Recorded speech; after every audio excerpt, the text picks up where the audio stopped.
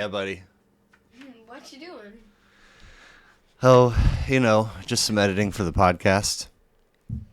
Badass Records podcast? That very one. So, who's on this week? Josh King. Is that the guy from Low Forest? The very one. Low Forest, who has a TikTok, an Instagram, a Spotify, Apple Music, YouTube, Facebook, Bandcamp, etc. You can find them on all those places.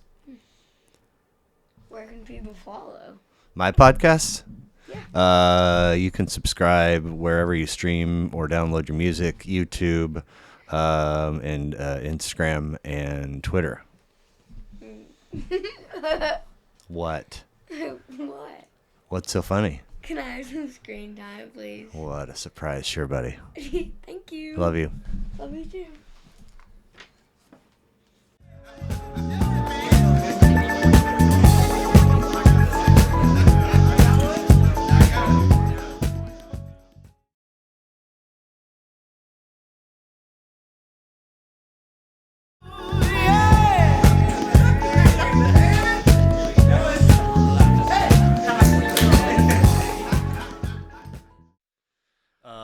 Well, cool. Thank you so much for being here. I think that this will wind up being episode 132 of Badass Records podcast. Hanging with Josh King. How's it going? Great. Low Forest. Yeah. Progressive space rock. Low Forest band on Instagram, Spotify, Apple, YouTube, Facebook, TikTok, Bandcamp. On the Bandcamp, there is an 11-track release, Ambivector, from last year, and an 11-track release called Introvert with an E, released at the same time, and then Centerstone, a single from March of this year. Yep. So 3 questions sort of right out of the gate for you. Okay. Centerstone has the single from March of this year has 2 versions that are musically identical, but different lyrically. What's the story there? Yeah. Well, I had originally kind of created these riffs and these ideas, and Guitar and vocals. yes, right. Sorry, right. okay. Yeah. And so I had written a poem based around all of this, these things that were kind of on my mind. And as I think, when I'm writing music, I will, I'll come up with something, and then maybe it'll be a riff or a few different riffs, or maybe it'll be some lyrics, but I don't know that they go together yet.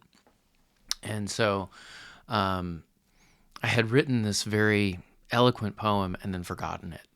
And Are you at pen and paper, or are you at a word processing? Or no, on your I had phone? just been on my phone in Okay. this little notes thing, Notes, and then yeah. keep it in Google Drive when I do a lot of file management to work with everybody in my band, and so the poem I forgot about, and I was driving around as I often do.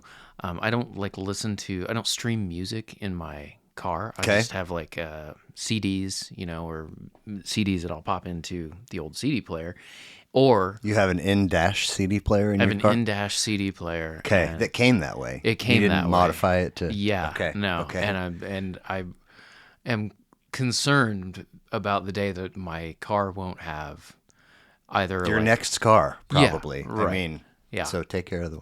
Right, no kidding. So I was driving around. So either I will listen to CDs, or I will listen to the radio, or I'll just sing and make things up. And so I was singing along, and I was like, well, I know that it had something to do with this, but I can't remember all the other things that rhymed. And so then I liked what I made up while I was driving. And I thought, well, now I got to write that down. So I found And promptly forget about it. Yeah. And so that second version is, I think, what ended up becoming the song Centerstone. and the other one, I think the poetic version was parody or something like that. Okay. So I liked the idea of releasing both of those because I liked both versions, and both versions were different and had something different to offer. Cool. Yeah. So yeah, that's kind of where that came from. It's the first time I've really allowed myself to have two different versions of the exact same thing and then put them out in that way. Cool. So yeah. Now, Ambivector and Introvert with an E released at the same time. What's the genesis of two LPs coming out simultaneously? Yeah, so I guess for a long time I've been a huge fan of space rock, and so listening to Failure and Hum, and I've been doing that since I was like 13, kind Okay. of just on accident. And for a long time I was writing space rock songs, but I've been in several bands over the years, and since I was maybe 17, I had been, writing that material. And so for all the different kinds of bands that I've been in over the years, the content was always there, but the skill to pull it off wasn't quite available yet for me. The technical work of the guitars, and also being able to record that information or record those ideas. Yeah. I went to school for audio engineering for a while. Okay. And have my own home studio and have been making albums. I can't actually tell you how many albums I have released. It's like, I'm guessing somewhere between 20 and 30. Just under Josh King. Or just under All various, bands. all these Okay. other bands, yeah. And I had a Bandcamp label for a while that it's like a noise experimental. Bandcamp label.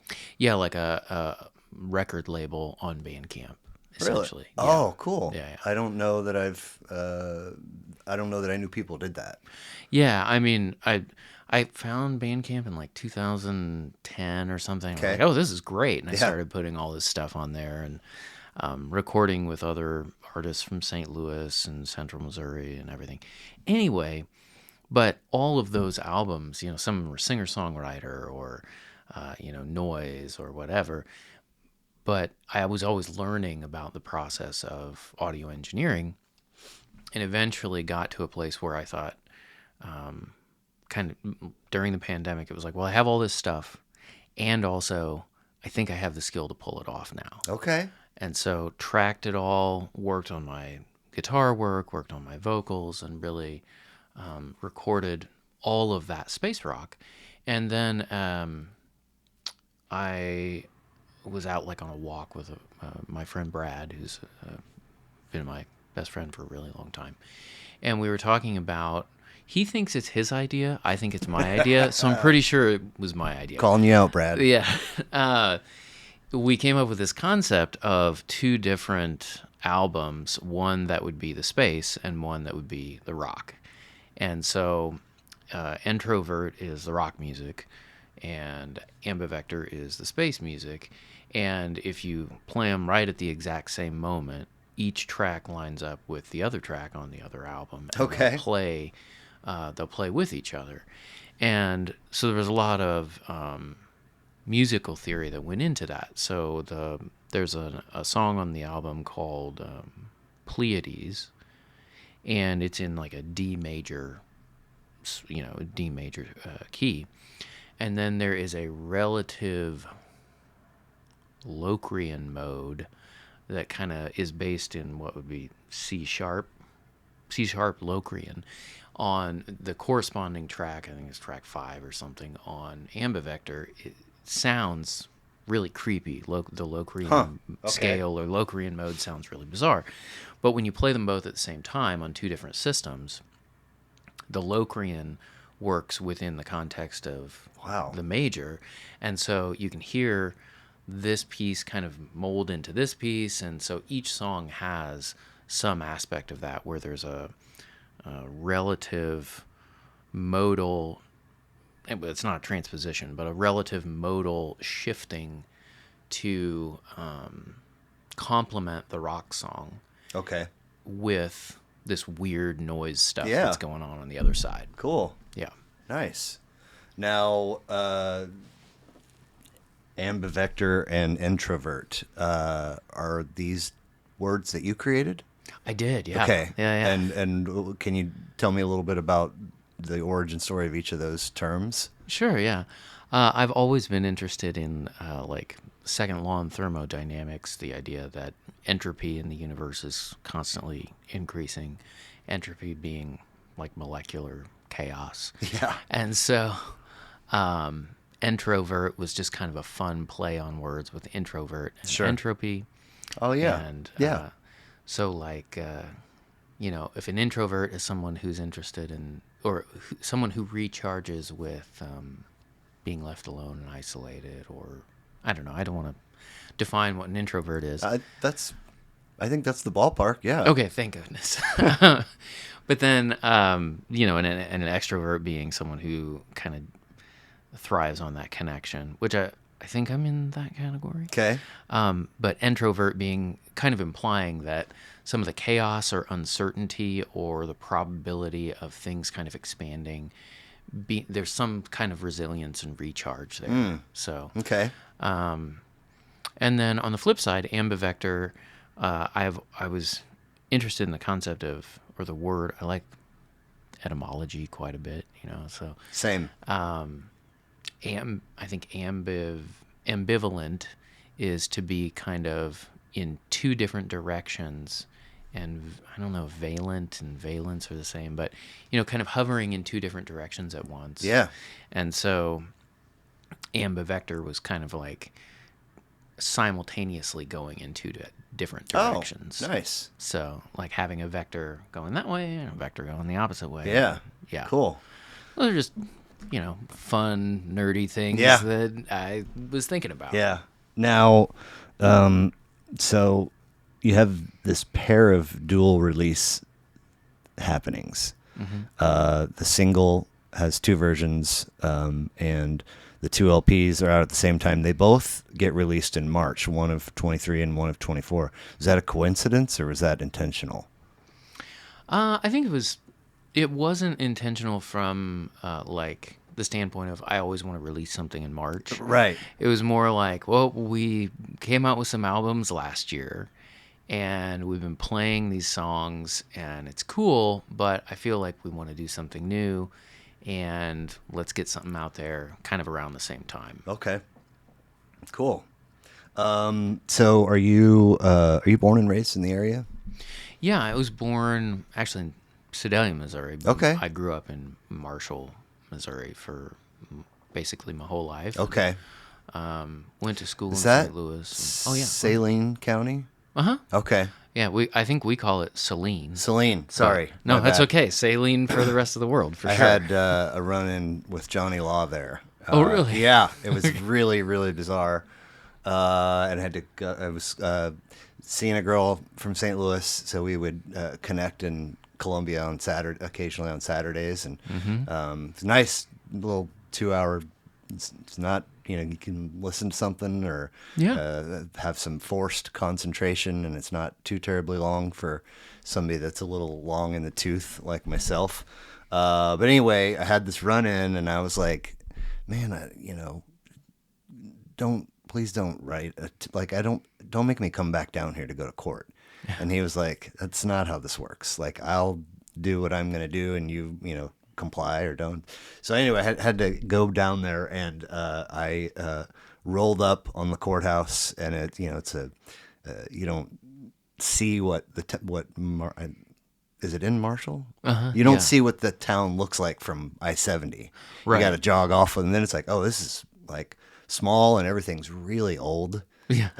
And you go up this ancient staircase to the third floor, and everywhere I go, people are like, I don't think you're supposed to be here. And I'm like, here's the thing. And they're like, yeah, you are. Wow. Go down to this office and talk to. And then I go to and they're like, I don't know. Go down here and talk to this person. And then I get down there, and they're like, I don't know what to tell you. We're gonna have to get in touch with the trooper. Oh, wow. And I was like, okay, so what do I do? Yeah. Don't make me. I already begged to not have to come. Don't make me come again. And they're like, we'll let you know. And so a month goes by. It's like for a year, I was calling like every week, every three. I know all of the people by first name in the prosecutor's office. Wow. And I could just tell, like, sometimes they were dodging my call, and sometimes they'd be like, this horrible job of, they're like, man, it's that Josh guy again. What should I tell him? And I don't want to be rolling, like, driving kids to basketball practice, and all of a sudden I get pulled over because there's, like, a warrant that I don't know about. And I quit calling, I quit leaving messages, and, like, everything just vanished, went away. Oh my gosh. Yeah.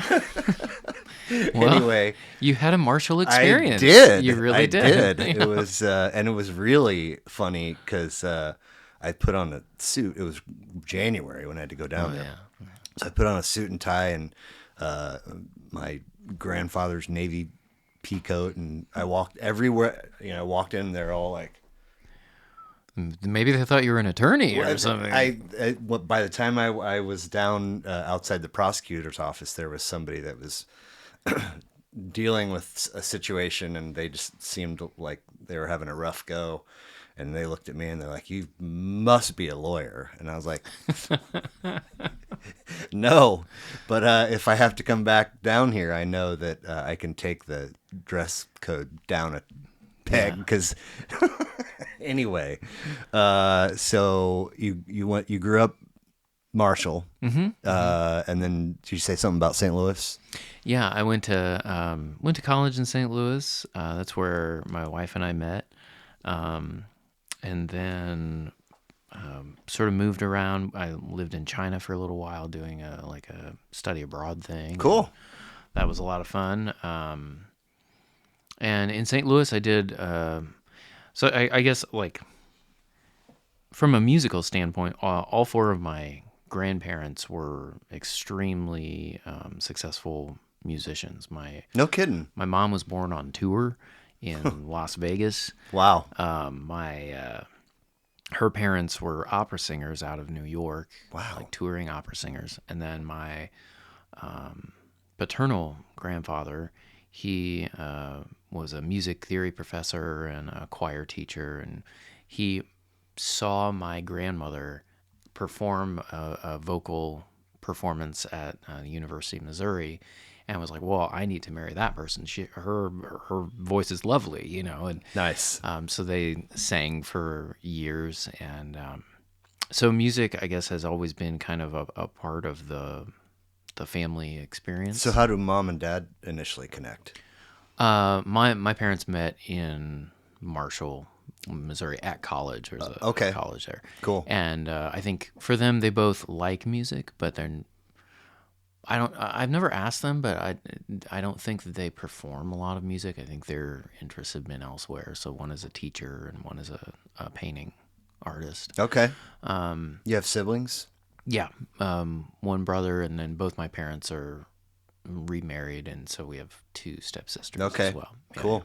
So were they putting on music to listen to in the home when you all were young, or? Oh yeah, absolutely. So, what kind of stuff were they into? My dad was really into at the time, like Led Zeppelin, some like ZZ Top. Sure. Most underrated rock trio of all time. Yeah, I mean, I love ZZ Top. He really liked Luscious Jackson, Morphine, the band. R.I.P. in peace to former Morphine frontman whose name is escaping me, but Mark for sure. Sandman or something like that. I think you're right. Yeah. They put out a handful of fantastic records in the 90s. I mean, anyway. So Luscious Jackson, Portishead, live at Roseland, which is one of my favorites. And then my mom she was really a big fan of Jethro Tull, Jimmy Spheris, if you're familiar with his work. There's an album he did called Isle of View, or I Love You. Oh, nice. Yeah. Isle as in like island or Yeah. okay, Yeah. gotcha. And it's beautiful. Sometimes you'll catch some of the music that he did. There's a song called I Am the Mercury, I think it's I Am or I of the Mercury. I Am the Mercury, I think it is. And The Nest. And so you'll hear it on the radio. Oh wow, Yeah. But just a really beautiful album. And so it was a good mixture of sure. a lot of different things. And then my stepdad, like a whole variety of different things. We listened to stuff all the time at home. And as did my stepmom, who a big fan of Pink Floyd. Okay. So I got a lot of exposure to a lot of really great music. Yeah, sounds like it. Yeah. Now, not necessarily referring to the list that you shared with me, and thank you for that, by the way. But I love this idea of here are the things that mom and dad or whoever's home you're spending time in there. Here's what they're listening to, and that's the stuff you're sort of first exposed to. But eventually, you start carving out your own path. Was there an album that was sort of your first love, or maybe the first one you purchased with your own money that stands out that's not necessarily on your list? Two of them that are on my list really did happen that way organically. Oh, okay.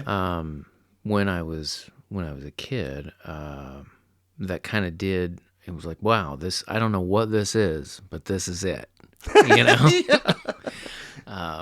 that was great. And so that's Failure and Hum. Okay. Yeah. So I remember do you remember those like CD samplers that you could get in the mail?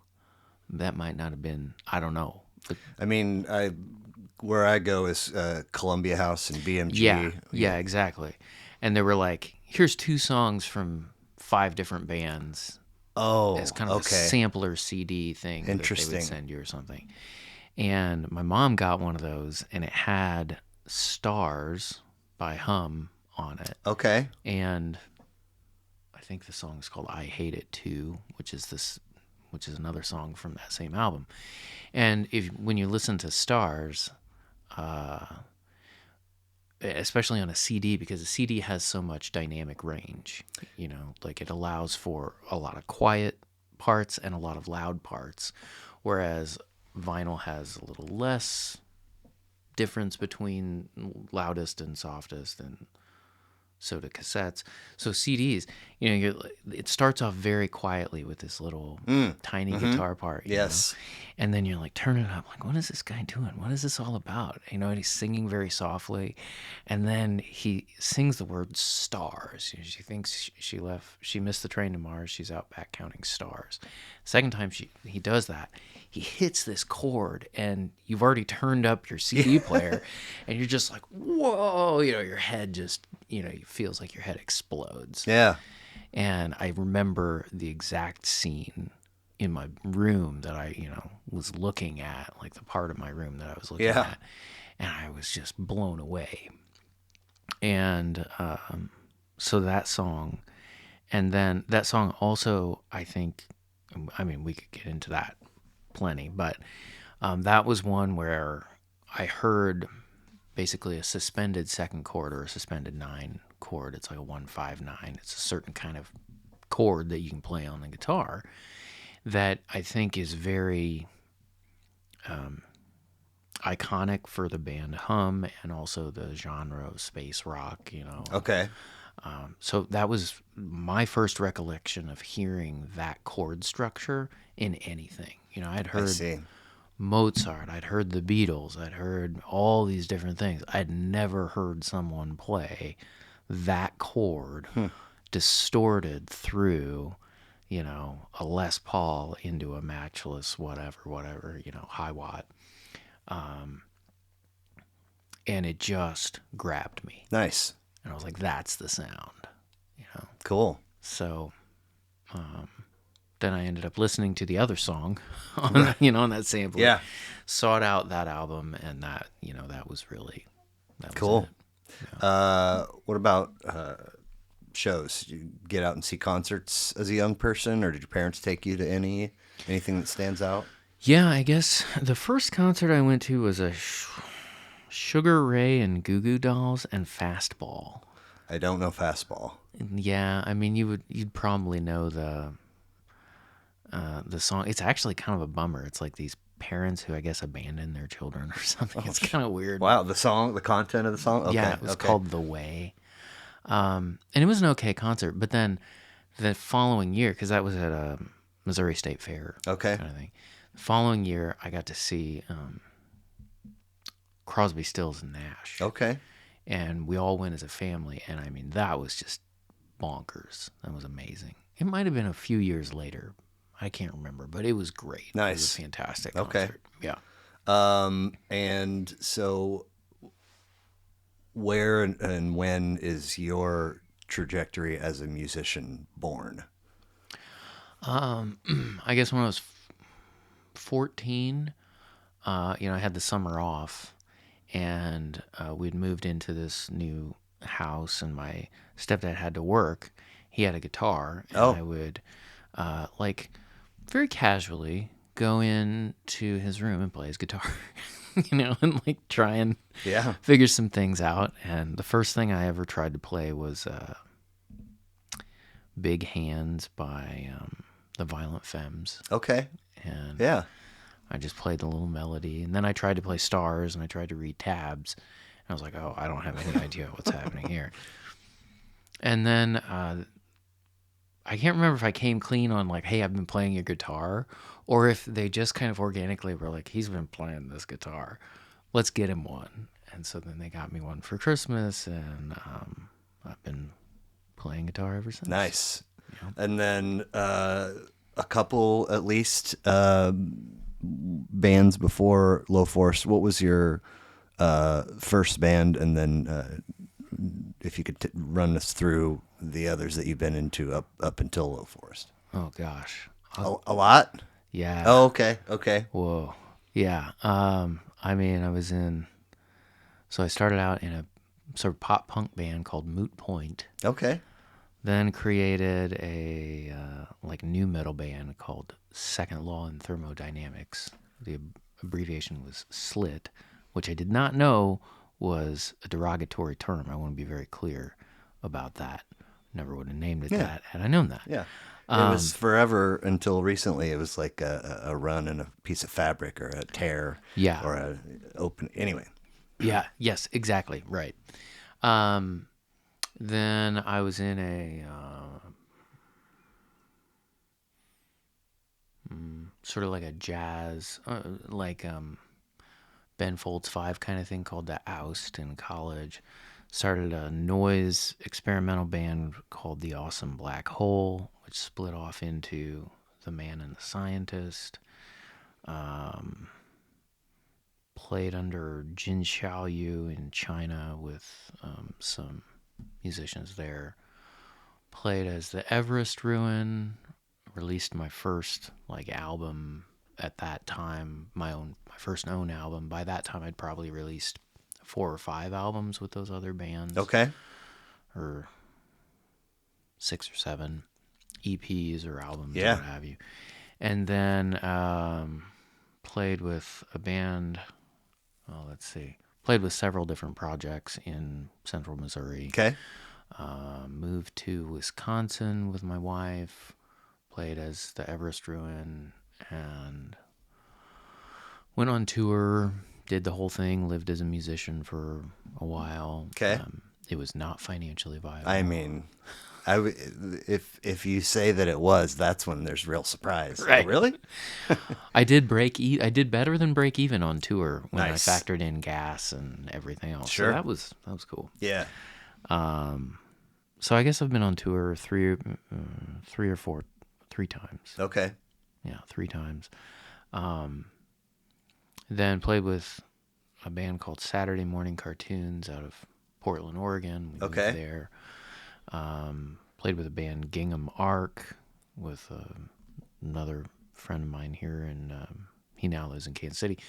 And then I guess when I moved back to Missouri with my wife, we I kind of said like, hey, I got to quit horsing around with projects that are like kind of on the side or kind of inspire me. And I want to do stuff that's just stuff that I love. Sure. And so I started doing heavy music with a band called The Last Glacier, and we played around Kansas City for a while. And then played as Tornado Head and Joshua and the Ruins, which was like my own singer-songwriter stuff. So I think there's always been a little piece of ambient noise, experimental noise, a little piece of like jazz singer-songwriter, and a little piece of stoner sludge metal. Okay. Even though I'm not a stoner, I mean, I don't begrudge anybody of Sure. it, but it's just, I like the music. Yeah. So, Yeah. yeah. So Low Forest then has been around for Just a year. a year. Yeah. That's a pretty productive year. Yeah. I mean, I got to imagine, you're putting stuff out, you must be also practicing, rehearsing, gigging, it's tough, I would think, especially with a spouse and a child to find time to make all that happen. There's got to be obviously a level of dedication and commitment to get things to Yeah. line up. But it's you and three other fellas. It's me and 5 other fellas. 5. Yeah. Okay, my bad. So no, that's fine. It's very complicated. Truly, one of the band members we've never met. Shout out to Halston if he ever hears this. So I started the project during the pandemic, like in 2020, and I was recording all this stuff, but I don't play drums. So I initially I had a conversation with the drummer from Failure, because at the time he was like a drummer for hire, but that was going to be out of my price range, and so I posted on Space Rockers Anonymous Facebook page. Okay. Somebody saw it and they were like, "Hey, I think my brother-in-law would be a good fit." And so that When brother, you first read that, or you're like, we'll see about that, or are you? no, I was just like, "Great, Okay. whatever you okay. got." Like, well, I'll take, just yeah. for it to actually come to fruition from somebody making that initial comment is fascinating. Yeah, and so I was like, cool, and so we started talking, and he has a home studio. I had a home studio, and my friend Brad had a home studio. So for multiple years, we were working on this album. I worked with Halston on Introvert, Okay. the rock music, and I worked with Brad on Ambivector. And while we're all like, kind of stuck at home during the real heavy part of the pandemic, we didn't really have a whole lot to do. So Yeah. it was like, I guess we'll record an album, and we used click tracks and we'd send them back and forth. But Halston lives in Virginia. Okay. And we talk on a routine basis, and we text all the time, and we have never been in the same room. I have no idea what his taste in shoes are. And we've been like close friends for 4 years. What a trip. Yeah. What a time to be alive, as they say. I know. It's Wow. wild. Now, since that's the example that you go to or went to, does that mean are you a sneakerhead? Are you big into shoes, or No, just not a at all. random? No, just a Okay, random. okay. Like, yeah, I've never seen the guy's feet. I Gotcha. don't really know how tall he is. That's hilarious. Yeah. Nice. And so, that also there was an element of, because again, I mentioned earlier, I've always had this kind of music in my mind, in my heart, what have you, since forging that path that you were asking me about, like, what Right. was your path forward? But like, just knowing, hey, I need to record everything to a click track at a certain BPM, and then tell this other person that I'm working with what that beats per minute is, so that they can cue it up and track their work to it in a way that's consistent, and it's not going to be a train wreck. Right. That's not something I knew when I was producing those other 15, albums from back in the day with other people.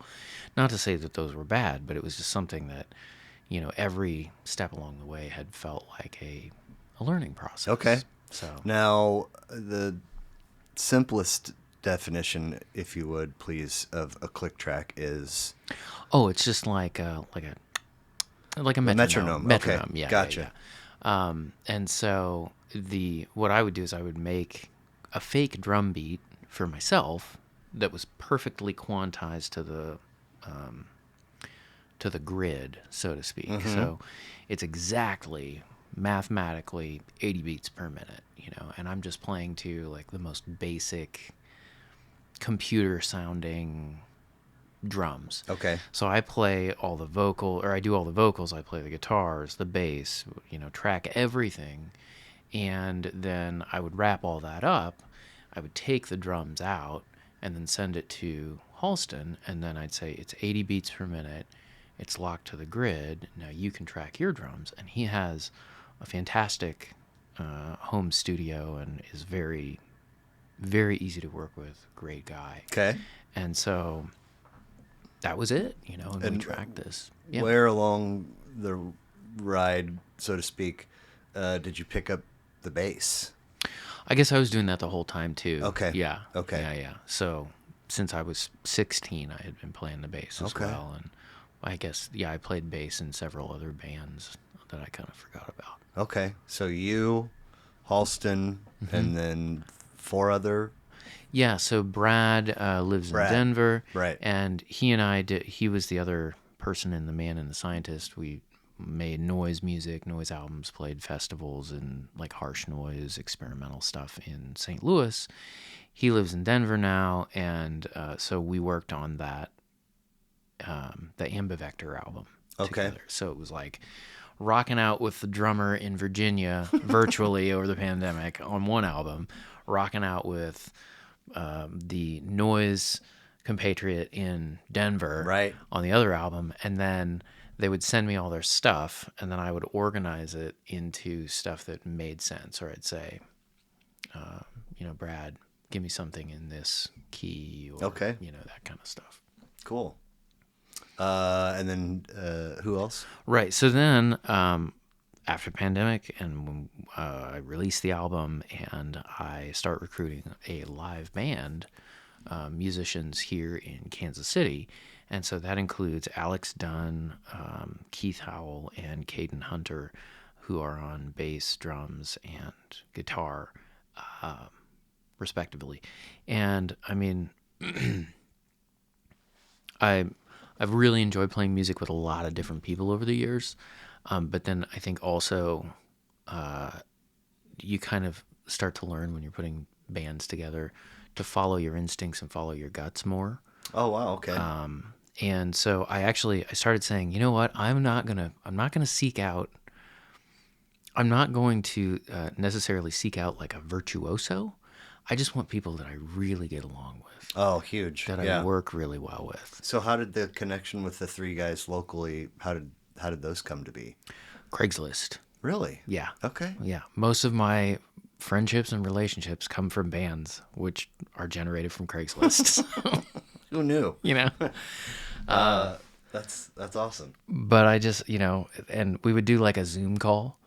It's like, hey, if you're interested, let's do a Zoom call. And I think, within a minute or two, I think it was pretty obvious, Gotcha. Whether there was a chemistry. And so everybody involved in this project is really kind and professional, and just it's a true joy to work with these people. That's great. Yeah. I'm glad that we were able to very loosely touch on the experience of the range that a CD offers sonically, and then also to touch on bass. The gentleman that I sat down with before you, lifelong bass player, and I did not know until a week ago tonight that because my question was, for the longest time, I love getting an album, having and holding it and reading the liner notes and looking at the artwork while I listen to it, and all these things. And so as a young person, I'm paying attention to band names, band member names, the instruments that they play, and the lyrics. None of the other stuff. I always used to say, "Who is this for? Like, who cares who's mixing, who the engineer, producer?" Now, Oh, now sure. that stuff's fascinating. But so for what I knew as a young person, it's like I think that I can successfully identify if so and so is listed as a trombone player. I think I can identify when I hear the trombone. Oh, wow. And not for like that was just a random. I don't mean sure, all horns or that I was 100% accurate, but for the longest time I was sort of guessing that I knew what the bass sounded like, and eventually I realized that I struggled to hear the bass, and so I was asking this bassist, you know, is that do you meet people that you discover have a hard time hearing the bass? And so his answer was much broader than I'm going to reference right now, but it came up that on vinyl, you know, you're limited. Like it's I always thought the science you know is there's a running time for the record and a running time for each side, and so you gotta make your choices and fit. But the different instruments and the sound that they create can also limit what's going on to a record. Yeah. And that was kind of mind blown emoji, if you will. So super fascinating is my entire point. Yeah, and that science, the science that goes into audio engineering. I'll be honest with you. I ended up going to college in St. Louis because I got a scholarship. I wanted to go to that college because a friend of mine who was in a band. We're not talking SLU, are we? No, Okay. Webster University. Okay. A friend of mine who happened to be in another band, he was like, "Hey, there is an audio engineering program down at Webster University. Maybe check that out." And I did, and I went for it. And the only reason I really wanted to become an audio engineer was to be able to make my own music. I was Nice. like, I'm going to record my own stuff, and then I'll be a rock star. I mean, like, Sure. that's what my 18-year-old brain was thinking. You Yeah. know? That tracks. That's funny because that's what audio engineers Hey. do. They track, So I learned a lot there, and I got to work with some really incredible people and meet wonderful people. And I also then realized, like, just because I like making music doesn't mean that I'm the right person to record other people's music, So I ended up going into social sciences and being a sociologist, and that's what I graduated in. But the whole plan was for me to learn that science so that I could create my own music, And what I found over the years is that I appreciate that science and using that science as an art form. And if I understand some of those rules, I can figure out how to bend them or to leverage them for an artistic effect. Sure. There is no spoon. Yeah. So that's been really cool, and I think ambivector is kind of a lesson in a lot of that for me. Wow. So, yeah. Cool stuff. I want to jump into your list, but I'm going to hit the washroom real quick. Oh yeah. So, thanks again for being here and sharing a list with me. If it's okay, I typically just roll through them chronologically in release order. Oh yeah. Okay. We can do Sure. that, or if you have a different preference. No, I didn't know what order we would do, so that's good. Because Okay. if you're going to ask me what order, then I'm like, I don't know. Yeah, that's great. Well, if we do that, we start in 1995 with "You'd Prefer an Astronaut" by Hum. Third of 5 for them, 9 tracks, 45 minutes. Alternative rock out of Champaign, Illinois, that features a current 3-man lineup, but at one time employed my guest from episode number 10, Jason Gerken. So talk to me about this outfit. You did already tell me the sample CD was the Discovery Story, right? Tell me about why this one is a baddest record for you. Well, so I mean, Hum is one of my favorite bands, and this was the album that kind of influenced me, kind of got me that first exposure to a suspended second chord, Right. So it's like a 1-5-9 chord, and I wanted to know what that sound was, and like for blues, it's a seventh chord, like that's what blues is based on, and I would say that Hum is a pioneer of the genre that I would consider space rock. Okay. And one of the pioneering features is that chord structure, that chord sound. And so they do that a lot on this album. And, they had Electra 2000 prior to this. I think they also had a previous EP. And then they also had additional albums. So they released Downward is Heavenward after this one. Okay. Went broke up, went on a long hiatus, came back out of nowhere. They didn't say anything. They just released a new album in 2020 during the pandemic. Cool. It's called Inlet, and I think for a lot of people it's arguably their best record. But for me, and not to say that best record or not, but for me this is the one that kind of defines their sound and defines a genre that a lot of people just fell in love with. Okay. And so both Hum... Space rock. Space rock, yeah. And so Hum, Shiner, Failure, I think those are like kind of those are sort of considered that core. Autolux, I think, is another one. Okay. And so you hear aspects of this through Deftones. I think Deftones. Oh, fascinating. A lot of their music borrows, and if it doesn't borrow, I mean, I'd be speaking out of turn in terms of like influences, but Minerva, the song Minerva by Deftones, okay. I feel is like a nod to You'd Prefer an Astronaut. Interesting. And so there are just these incredible songs. You've got all these different textures and layers, this really incredible distorted sound, and then Brian St. Pierre, who unfortunately has passed just right after, I believe, the album was released in 2020.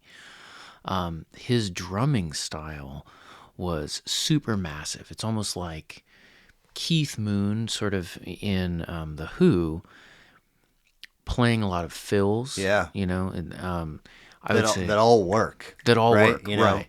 And so on Brian St. Pierre's drumming, I think you get a lot of cymbal crashes where you might otherwise have expected more of like a hi-hat groove riff.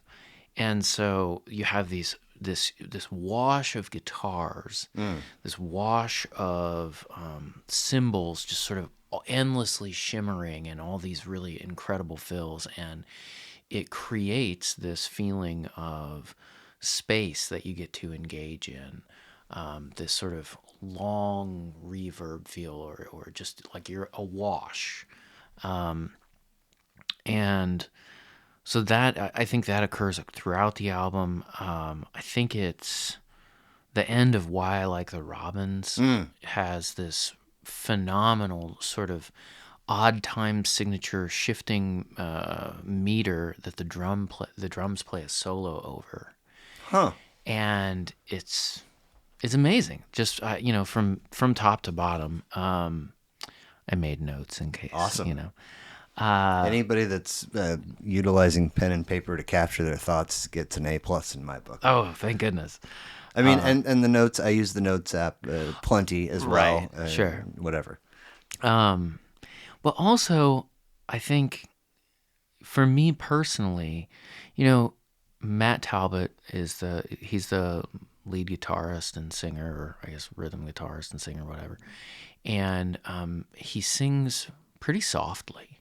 Okay. And in their previous work, I think there was a little bit of a kind of searching for that sound and the embrace of one's voice. And it's more like Kurt Cobain-y almost in their first album, which is still very good. But here it's like you have this person whose voice sounds a little bit the way I'm talking right now with this, I'm pretty close to the microphone. I'm not belting it out. No. You I've turned you up like 4 times. Yeah, I'm pretty quiet. And he does that. And it's sort of this voice, and he's not super on pitch. Huh. It's not like trained opera singer, Right. So it's a very quiet, kind of reserved, almost nerdy kind of presentation, but with like massive music behind it. One of the loudest concerts I've ever been to in my life. The loudest concert I've been to in my life was a hum show. How many times have you seen him? Saw him one time. Once. Yeah, they did a reunion show. They've done reunion shows kind of on and off. Sure. I saw him in Chicago at the AV Fest in 2015, and it was just so incredibly loud. And I always wear earplugs. Regardless, yeah, always wear earplugs. Always protect my hearing. I guess audio engineering school wore off somehow. Yeah. But I was like, you know what? If I'm gonna ruin my ears, it might as well be to stars. I took them out just for a second. I was like, oh no, this is actually ruining my hearing, and I popped them right back in. It was incredibly loud, and so it's almost like speak softly and carry a big amp. And nice. It's just, yeah. And now I have often misquoted Teddy Roosevelt, right? Yeah, right. Yes. It was never a stick. It wasn't a stick, man. It was a Les Paul. Nice. So, yeah, I think there's this sort of juxtaposition of almost introvertedness, and I mean, I don't see Matt Talbot as like a guy who is a real loud dude, but the stuff that he's using in this album is really loud. And Tim Lash, I believe, is the other guitar player. I mean, there's so much happening throughout the album, and it's so it's such a production, and the drums hit so hard. It's great. I love it. Yeah. Interesting that you mentioned Deftones. White Pony has made 2 different people's lists. Yeah. And another part of the why behind this is, years as a snob. Like if our tastes don't align, it's because you suck. Like, okay, sure. Yeah. I'll teach you if you want to. Let's shed that and find. I already know what I like. Let's find out. So sometimes there's records on people's lists that are not for me. Yeah. Deftones is. I've never, prior to them, that record being on a couple people's lists, never really sat down and listened to them. And that record, or maybe that band, not my cup of tea. Sure. It's just a little too abrasive, aggressive, whatever. This was fun. Oh, I good. really enjoyed this. Strangely, I don't know if I'm if we're the same brand of language/word nerd, you and I, but I've got some form of it, and so oftentimes, not all the time, but oftentimes, song titles will stand out, and it's like unfortunate because it's like I form an opinion, sort of. Oh yeah. And I think is this the one with I like your hair long? Okay. Yeah. Like I saw that and I was like, ooh, I think probably gonna wind up. I think that wound up being my least favorite track. Oh, like, really? Everything else was really. It's just weird that it caught my eye, and then that was the. Like I think I was listening and I look. I was like, what is this song? I was like, oh shit, that's a one I thought I was gonna like. Anyway, so 2020. They put out an album. They don't tell anybody. Yeah. How long is it out before it hits your radar? Or was it immediate? It was like the day of. Okay. If I have one thing to thank the algorithm for, I guess it's that. You follow them in some form and on social media. Somehow Facebook or Instagram was like, we're pretty sure that this is going to blow your mind. Josh. And actually, that's not true. I guess it doesn't matter. But yes, that album is really good. I can't listen to that particular album, that one that was released in the pandemic, as much, even though it is really incredible, and I think it distills, this album. Are you familiar with like Tool's albums, maybe? Oh yeah. Okay. I'm not familiar is probably the perfect. Okay. All right. So I might say like Lateralis or Lateralis or whatever is like kind of where you go, oh wow, they defined themselves there, but they maybe didn't know it. And then afterward they kind of hone and then distill what that sound is. Like, yeah, we used to be this sort of rock heavy band, but now all this stuff with these weird time signatures and all these crazy tom drums and whatever. Yeah. So that distillation kind of comes later. I think you'd prefer an Astronaut is that discovery of the band without really knowing it. Cool. I love that. And then I think Downward is Heavenward, which came a few years later, really hones it, builds on it. A lot of people love that album. It's great. And then the distillation comes in 2020, literally 20 years later. Yeah. And so the other thing that I think is really important to note is that both Failure and Hum, and actually Shiner as well, which is based in Kansas City, as I understand it. Gherkin also drummed for them. Right. Maybe still does. Maybe. Yeah, for sure. So I think for a lot of people my age, so I'm 38, and I discovered these bands like when I was in middle school, and I wasn't going to be going to Lollapalooza or whatever it was, and when I was 13 or something, and so they went away, and I'm not the only person to express this and have this sort of connection and feeling to this kind of music, which is there was this sense of, man, I missed it, as a kid, or all of my favorite bands broke up before I was allowed to listen to them. I don't even have my permit yet. Yeah, exactly. And so, I mentioned that I was always creating space rock music in the background, or music that sounds like Hum and from Introvert and Failure as well. But that's because I didn't think it was coming back. And both Hum and Failure released albums 15, 20 years afterward. And so it was actually, I was working on recording all these Hum influenced songs, and all of a sudden, just out of the blue, Hum released an album. I'm like, this is perfect. If ever there was going to be a resurgence, I can ride this wave. I love this. This is the moment, And I think so many people that I have seen at Failure shows, Hum shows, or I've also seen Matt Talbot by himself, which is a completely different experience. Good, but real heavy. And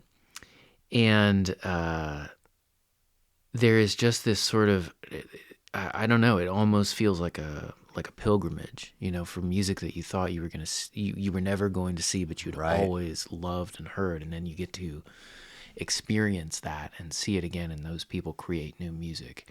It was something I never expected. Cool. So this is a cornerstone album in that way. I Hate It Too is phenomenal. Songs of Farewell and Departure. I don't like the title of Suicide Machine, but the music is good. Little Dipper. I mean, really everything on the album I think is great. Nice. Yeah. So 1 year later, Failure's Fantastic Planet, third of 6 for them, 17 tracks, 67 minutes, second list appearance on the podcast for this record. No kidding, really. And the other person, I believe, is one of our Facebook mutuals, Dane Bridges. Oh yeah. Okay. Yeah, Great. Dane Cool. had this on his list, and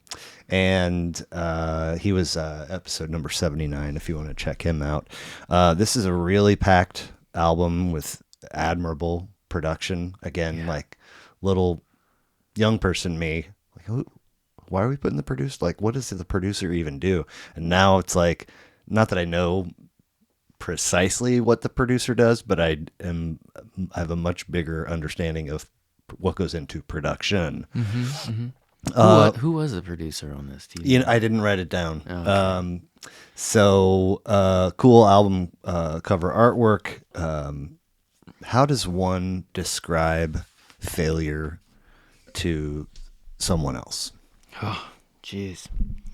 I don't know. Um, my friend Brad, we were playing a Failure album when I was driving him to the airport one day, and there was kind of a quiet moment, and he goes, there are Failure sounds like a lot of bands, but there are no bands that sound like Failure. I was like, you old rascal! I knew there was a reason we were friends. Yeah, Kept you around for good reason. you know. I remember like maybe even first track of my first listen, I was like, am I getting, sort of like, is there a dead crit? It's like, am I Right. getting Nirvana? Like, and then it's gone. Yeah. And like, you're going crazy. And then it was like, wait, sort of smatterings here and there. And maybe they come and go so quickly or are nicely woven in that you can never quite put a finger on it. But Yeah, I that's think. a great quote, Brad. Yeah, right, Brad. I mean, what a guy. He's great. We've been texting, throughout the day about another album we're working on. Oh, fun. Different things. So, I think there is. If you go to their earlier stuff, there is this like grunge sort of punk. I mentioned the word modal or Locrian mode earlier, and there's a lot of music theory going into this stuff, and so Intentionally, you think? yeah, I Okay. think so, and Okay. I think that's some of what is pretty fascinating. I think Failure, their music uses a lot of pretty complex chords that you might hear in jazz music. And so, like major sevenths, suspended stuff, diminished chords. And also, they like to do something called an ostinato, which is just playing sort of the same little sound over and over and over. When you then shift the bass line underneath it. So Oh. the song, like the intro to the song Stuck on You, which is, I'm fairly certain, a like earworm of a song that is about some other earworm song. Oh, wow. Okay. The beginning of it is this, and that little ostinato happens over and over, but the bass is shifting underneath it. And so they do a lot of that.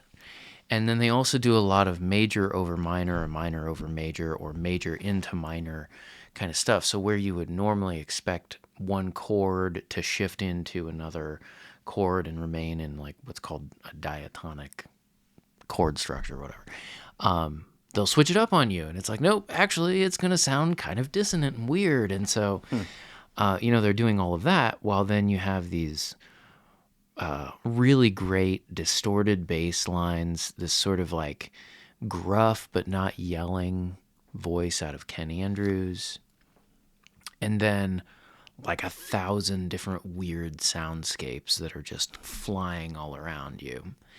And so I think this is another very similar to Hum.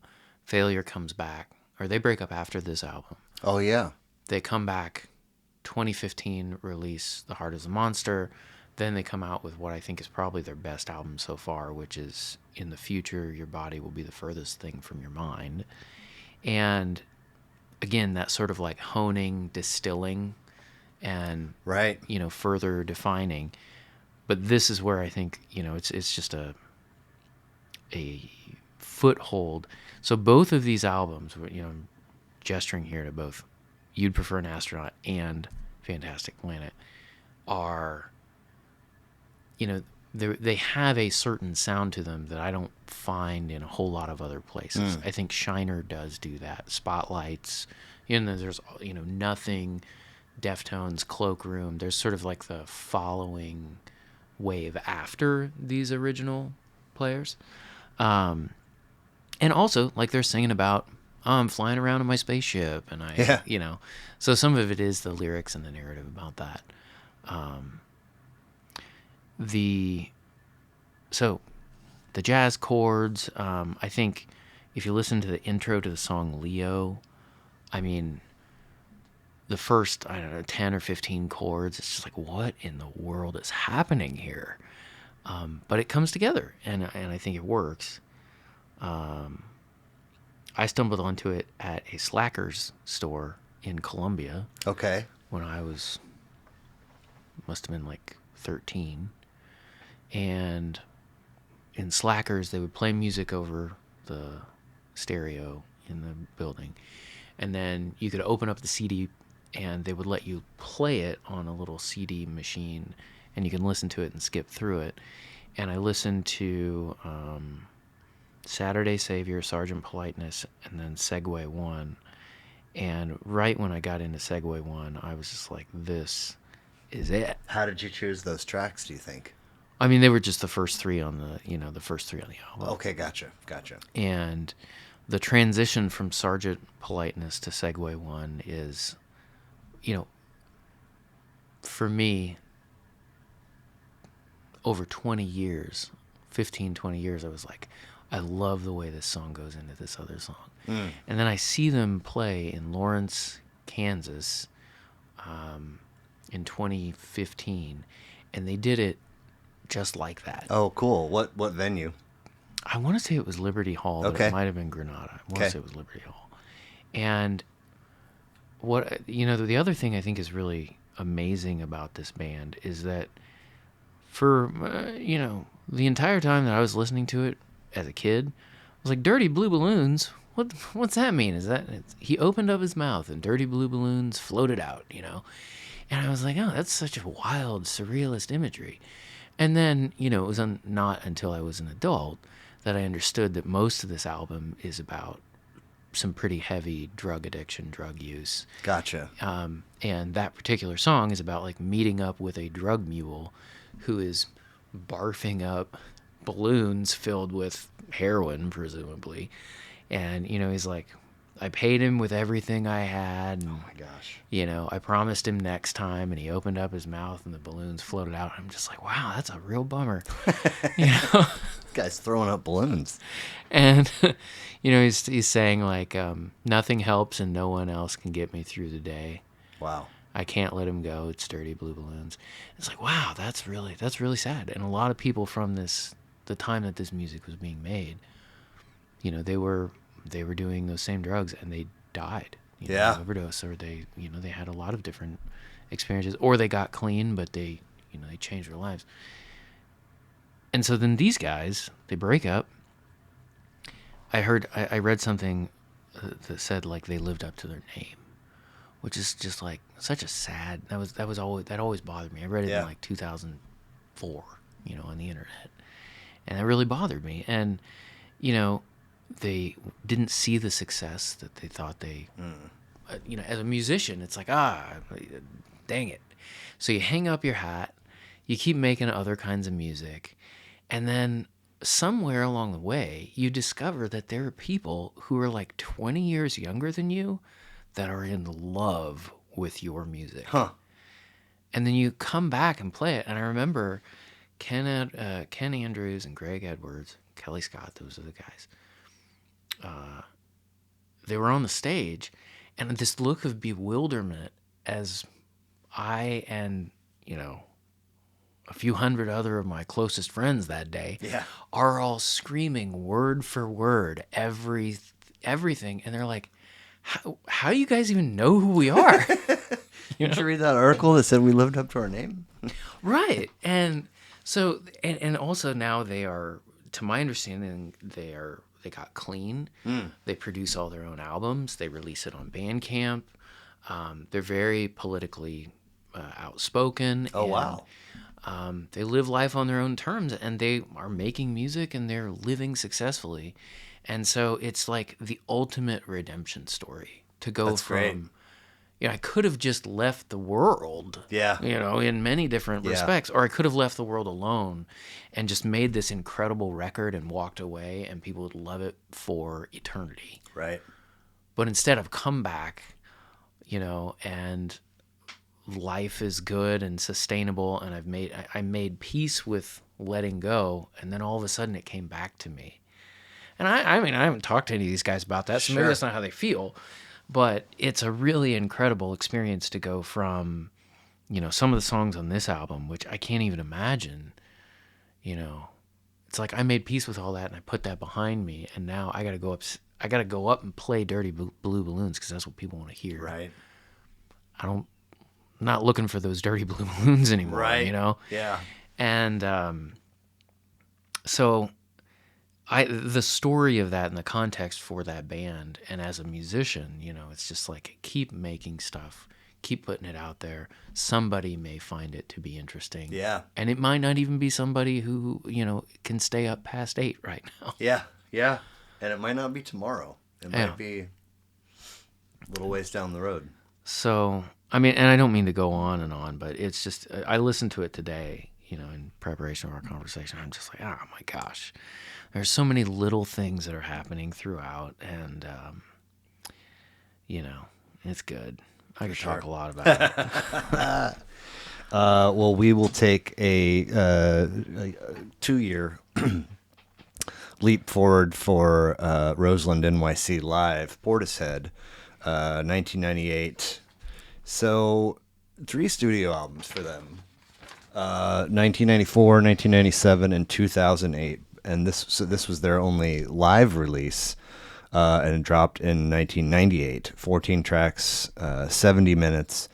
We started in Illinois, we went to LA, and now Bristol, England. This is a fascinating story to me in that they, in my experience, have often received substantial notoriety, but were never super productive. 3 studios and a live. How does that happen? And why does this one earn a spot on your list? Well, I'll say that I have never listened to any other Portishead album. No kidding. Yeah. I think I tried after I listened to this, and it didn't grab me the way this did. Similar to for me personally, The Who, my favorite Who album, the only Who album I listen to really is Live at Leeds. Live at Leeds. You Yeah. know? And so I don't know about how, I don't Okay. know, I can tell you all the band members of these 2 different bands and what they did and whatever, but now this one, I'm just like, nope, this is just the album. And that is the extent of my knowledge about this band, period. Okay. And if, some people have said, like, what's the one album that you would be stuck on a desert island with? Oh, yeah. Yeah. And this would be it. Really? And this was one that Mom and Dad had? This is one that my dad would play, yeah. Okay. So when my parents separated, my dad initially moved actually right across the street from the Marshall Courthouse. Okay. But then he moved to Columbia, Missouri to go back to school.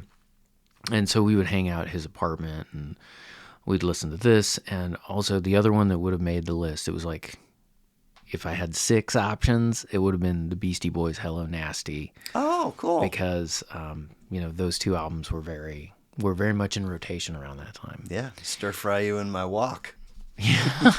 Right. And so we played this a lot, and it's just so good. Yeah. I'm finishing college in 98. So same year that this is out, and Dummy I don't know it well, but I had been around it while it was being played enough to be familiar, and it was this weird time for me where it's like, hip hop and rap have been, so from a person who was like oldies into classic rock, and then now I'm on my own, and so rap and hip hop have been part of my fabric for a little bit now, and then you start getting like Propeller Head and Chemical Brothers and Yeah, DJs are and like new genres and subgenre are popping up all the time. Yeah. And it's kind of like as they pop up, I know what basket to put them in. Maybe even I can say, they're kind of like so and so. And then Portishead, I was like, I don't know. I give up, man. Don't know where to put this one. I feel like now this has been a foolish endeavor for me to try to, and they're just Portishead. I don't know. Like she, one of the most haunting vocalists Oh, yeah. that I've ever experienced. Yeah. And like I said, it seems like if keeping up with artists and genres and this sort of thing is like a marathon, it's like you see folks kind of drop off. They quit. They give up trying to keep tabs on everything, or you pass them, or whatever the case may be. And it seems as though I never turned a corner and somebody was like, "Oh, I've never heard of that. What's this Portishead you speak of?" And it's like, how did you guys do that? You just sort of appeared, and 3 studios and a live across 15-ish, 20 years.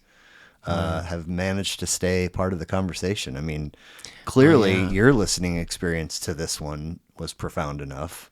Yeah. Well, I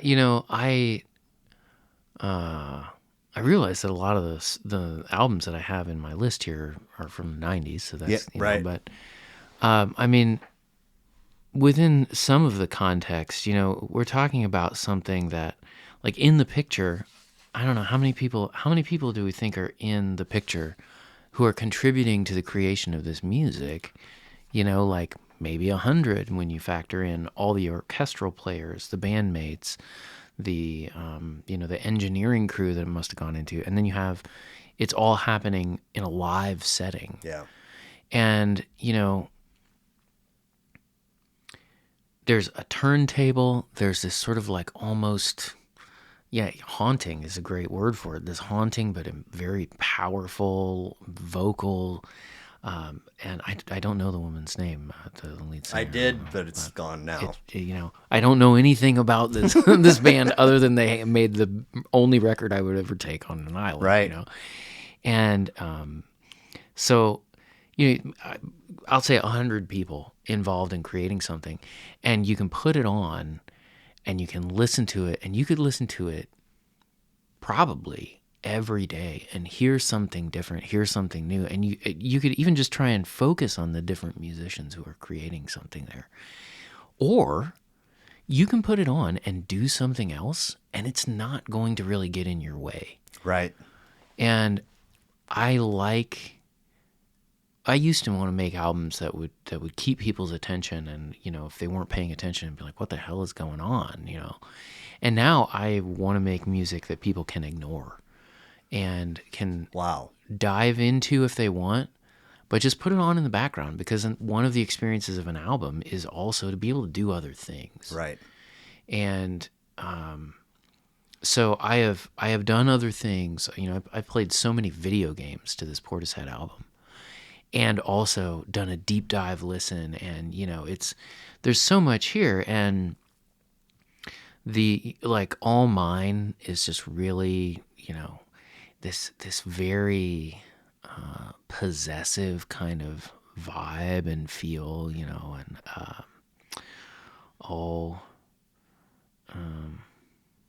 what is it anymore? I can't remember. But Only You, I remember seeing the music video to Only You when I was a kid, and it, it's something that plays so well in so many different kinds of ways. It's groovy, but it also, you have like a turntablist and an orchestra and a vocalist and like some Moog synthesizer stuff going on and like some groove hip hop beat, and it's like, the 90s have ascended. Yeah. And here we are. You know? Moog, is that the pronunciation? Moog? You know what? I'm not an official on that. Okay. So I'm gonna put myself in the Moog camp, and Okay. then anybody else is invited to call it Moog, and I don't care. It's okay. I think there are two different approaches there. Sure. But yeah, just what did I say in my notes anyway? I like to write some of my ideas down. It's dark, it's beautiful, it's haunting, and it rocks. Yeah. And I think, there's that, I heard it from School of Rock where Jack Black says it doesn't matter if it's good, it only matters if it rocks. And this album is good and it rocks. There you go. And like, who came up with the concept of orchestra, DJ, full band, singer, all this other weird stuff, and it's just going to be good. Yeah. It's not going to be like this artistic thing that you have to get through and get over. No. It is just like, man, this is great. Yeah. Put that on. It's beautiful. Well, first glance at your list, sort of the same way with I'd Like Your Hair Long standing out. My brain was wanting to do this thing where I wanted to impose this idea that there are, for whatever reason, 4 of your 5 records are kind of like the crux of the identity that is your musical taste, and then there was going to be an oddball album. Okay. And so first look, I'm like, it's probably that Portishead record is Okay. going to be, I was wrong several times. Now, in full disclosure, the Failure record I had, recent familiarity with, so it wasn't going to be. Nevertheless, we do get out of the 90s, 2005. Can I say one other thing? Please, About the yes. I don't know how long your episode's going to go, so I'm doesn't not trying matter. to, don't try to, keep us here all night. One thing I will say for anybody who listens to this, I don't see this album as being a cell phone album. And I know some people, it's like you put it on your cell phone, you set your cell phone down, and you do something, you just listen to it on the phone. And I tried that, and the amount of content and the amount of engineering and mastery and musicianship, I think it actually, like, you can play almost anything off your cell phone, and out of convenience, it's there. But this is the one of the only times where I've gone, wow, something is super lost by listening to this on the cell phone. And So the solve for that is put on headphones. Okay. Connect on Bluetooth, put it in a stereo, put it, Yep. play the CD, Yep. whatever format. But if you just set it down on the table and have those tiny little speakers try to share with you all the stuff that's going on, Do people do that? I do it. You listen to music straight off of your phone? Oh yeah. That's not an option for me. No, I because I know that people do that, and I also have to mix for it. So when I'm listening to the mixes of my own wow. music, Yeah. it's like, how does this sound on this beautiful hi-fi audio system that I know some people are going to listen to this on? Halston and I, the drummer from Virginia, happen to have the same exact set of speakers, which are like, I don't know, 40 years old or something. And but then also, like, how do I make it sound good on here and also sound translatable on, this iPhone? It's doable whatever. to hit both? You have to. And actually, I'll talk maybe a little bit about that here in a second if I remember. Okay. So I do, I have a playlist that essentially runs nonstop coming out of a speaker in my kitchen. Okay. It's really the only place in the house that I'm listening to music that's not right here. I do have a little Bose in my room that if I want to listen to something while I'm in the shower or getting ready. But so speaker in the kitchen, here, car, Bluetooth, situation. The only other time is if I'm mowing, and even then, it's my headphones through my phone. Yeah. Like, that blows my mind. That I mean, the only real experience that I could comment on would be all my years in the restaurant business and primarily in kitchens. Sixth pans. Does this term mean anything to you? If you go to a buffet Okay. and there's a steam table and each slot is like a large rectangle. Okay. And maybe one item is taking up the whole pan, and maybe the next compartment is split in two. Okay. So the full rectangle is a hotel pan. And then if you have two in one, it's a half pan.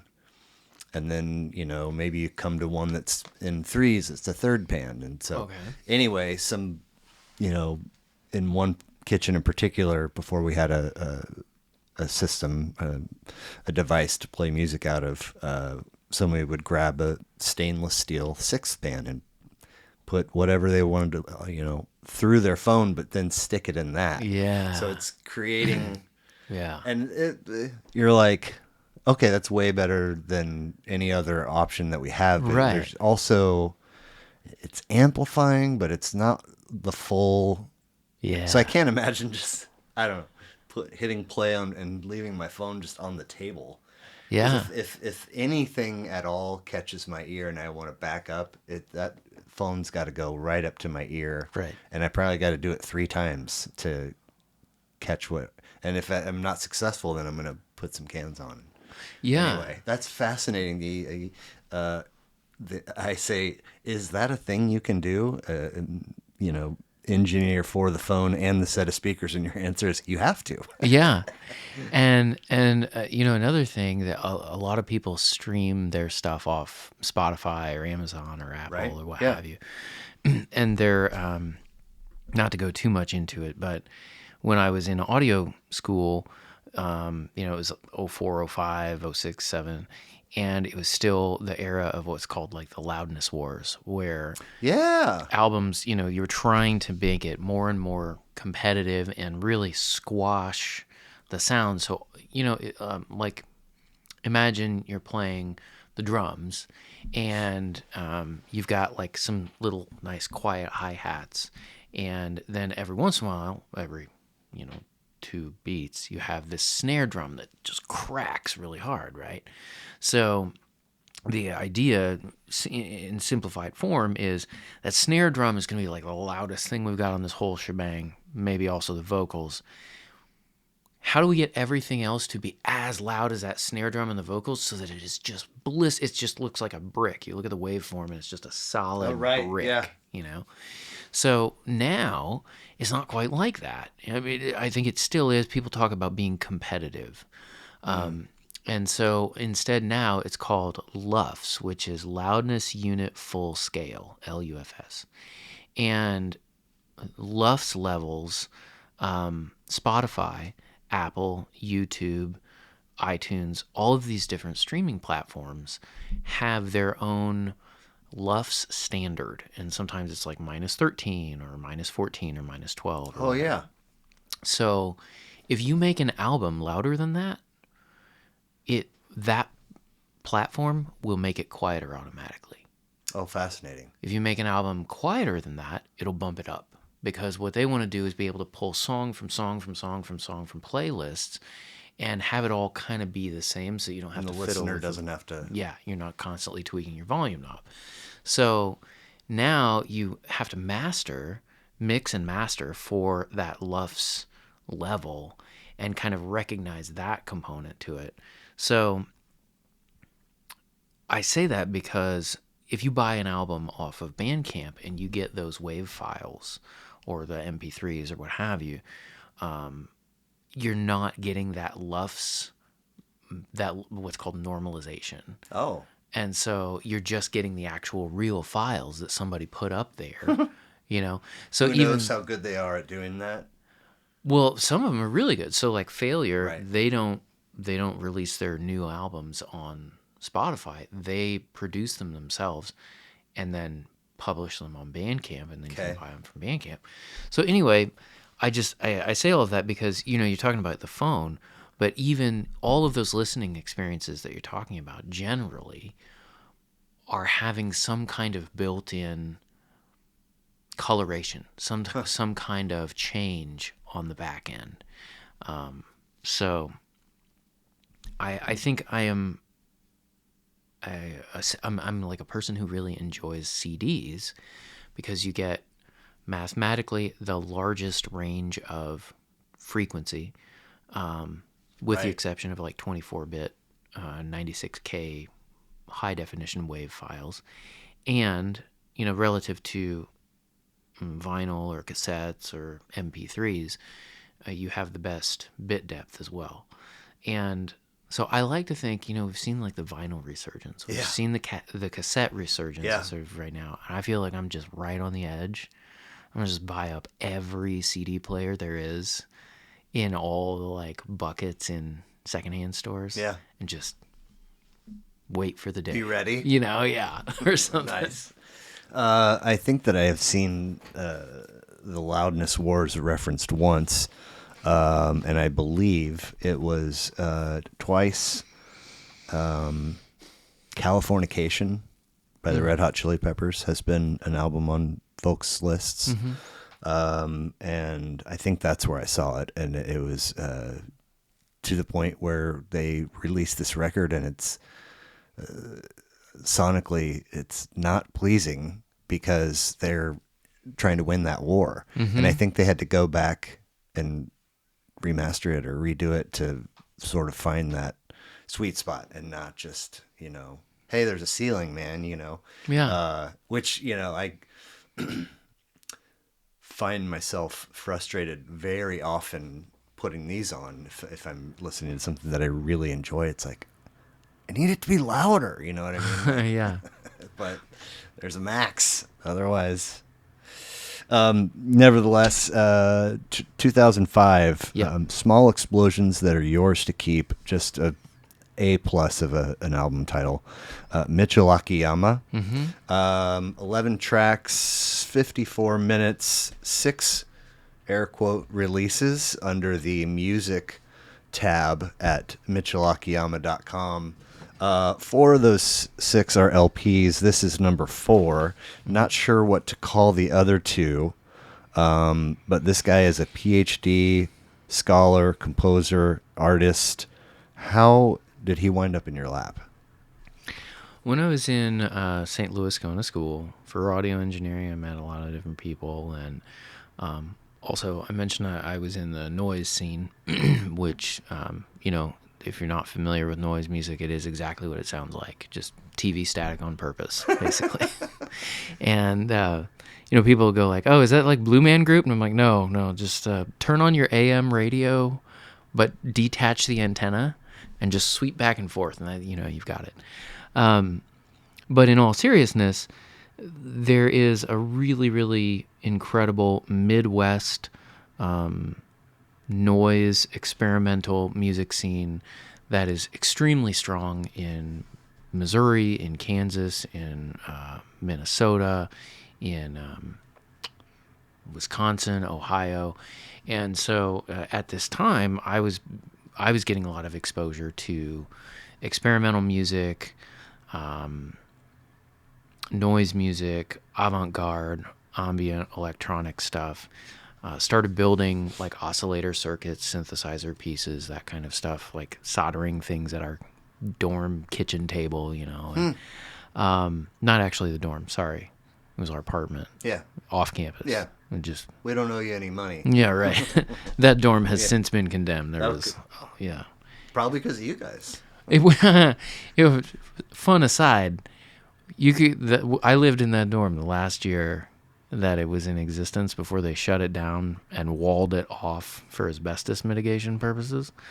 But there was a time when, like, if you needed a shower in my dorm, you could just go into the shower and not turn the water on because there was just constantly water coming out of the ceiling from other bathrooms. So I didn't do that, but it was pretty far gone. I feel like a soldering iron would have fixed at least one problem in there. Hey, we're not causing problems. We're fixing Yeah, stuff. we're here to make noise, okay? Have you been down the hall? Yeah, right. It's rough. Take a bar of soap with you. Finals week, like a sinkhole opened in somebody else's room. Holy shit. And dumped, like, I don't know, several 20s, maybe, I don't know how many gallons, what 100 gallons looks like, but 100 gallons of, like, built up sewer water and all of their belongings into somebody else's apartment.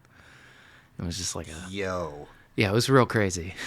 And I was like, well, we could study, or we could help our friends move all the stuff out of their apartment, or out of their dorm. Anyway, within that context, there was a lot of, noise and just really phenomenal music. And there was a venue there in St. Louis called the Lemp Neighborhood Arts Center. Played there several times, attended festivals, and this album kind of hopped onto my radar. It might have been Brad, might have been somebody else. I don't know. But what I find really fascinating about it is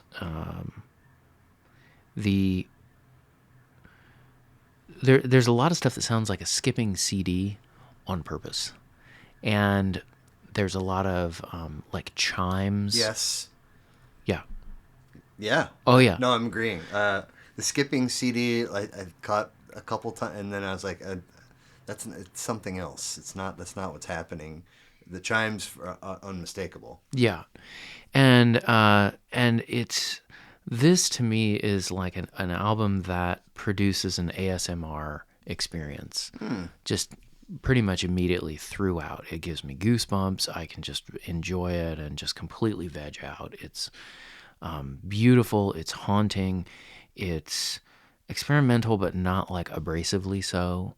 And I didn't find there to be abrasiveness really anywhere in this. Yeah. I mean, I enjoyed it. I don't know how often I'll revisit it. Sure. Yeah. If that makes sense.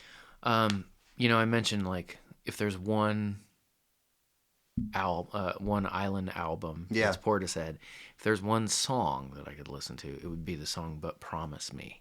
Okay. Off of this album. Okay.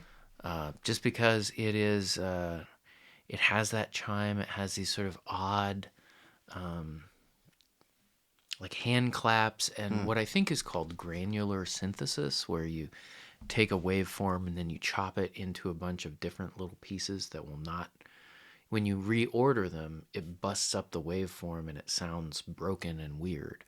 And so you can do that on purpose and then do something called a window, where you sort of ease the transition between the two of them, and the shape of that transition across all of those different pieces or grains kind of defines what that sound will be. And so it's a neat way of creating music from different things. And I think that's a lot of what's happening in this album. Wow. This is the 2020-ish version of Jimmy Page and Led Zeppelin records being played backwards. Yeah. Or something. Yeah. Where you're taking a waveform and kind of chopping it up and moving it around. It's like a collage. Yes. Yeah. Yeah. Okay. And I just it's very beautiful, and I've had a lot of really lovely, just sensory kind of reactions to this album. Cool. So Very cool. yeah. So from 2005 to 2017, Reflections of a Floating World, again, killer album title, Elder. Now, 13 total releases for them. I think there's a mix of LPs, EPs, and demos. But if you look at the complete catalog, I think this is 9 of 13. 6 tracks, 64 minutes, from Massachusetts, but now based out of Berlin. Yeah. There's something mysteriously familiar to me about these guys, and I kept going different places to put a finger on it, and it was like a never-ending goose chase. So who is Elder, and why is this one earn a spot on your list? Well, I like Elder a lot. So kind of going back to a band where I have all the albums and I'm familiar with all of them. Okay.